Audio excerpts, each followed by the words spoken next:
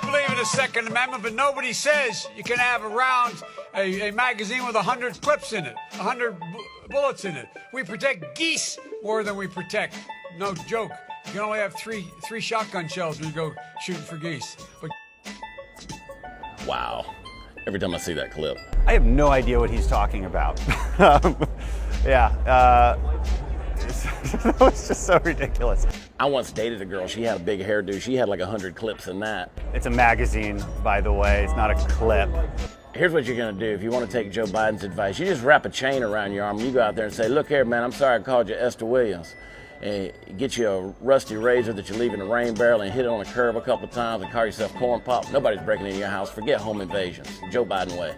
Hell yes, we're going to take your AR-15, your AK-47. Well, look, I feel quite confident if a skinny liberal shows up at your door, you will naturally disarm and just give up your rights.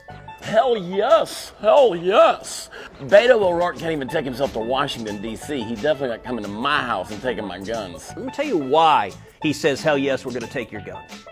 Because a disarmed citizenry is dependent on the government. It's docile, it's controllable, and they want all the power to be in Washington. America was built on the principle that the power is with you, the individual, the family. It's not in Washington. That's why we got to defend liberty.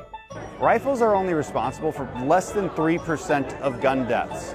So if you're trying to solve the problem, this isn't the way to do it. I've held an AR-15 in my hand. I wish I had it. It is as heavy as 10 boxes that you might be moving.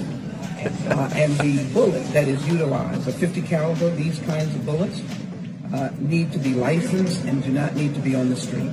I don't know what Sheila's describing there. Maybe someone gave her a Revolutionary War cannon, but it ain't any AR-15 I've ever seen. I don't know what gym she's working out at, but obviously the weights are mismarked. No wonder she hates guns and wants the Second Amendment abolished. She's practically British. She's on the metric system at this point. You know, it's reminiscent, actually, I think it was USA Today, described attachments that you could put on the front end of an AR-15, and my favorite was they said there was apparently a popular attachment of a chainsaw that you would attach to the front of an AR-15.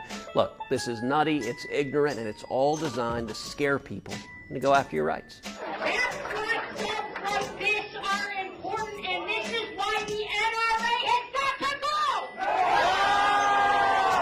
go! So much emotion, as is always the case in Democrats. A lot of emotion, never any substance. I just want to know why she's making a white power sign in that whole deal. That's what's really triggering. What they're really saying is that they don't like the fact that millions and millions of people get together and have their voice heard because they believe in the right to self-defense and they believe in the Second Amendment. Democrats hate that. What they want is tyranny up at the top, and they want to take your weapons and remove that right to self-defense. In the state of Texas, the history of the state of Texas, there's a powerful story of the beginning of the Texas Revolution.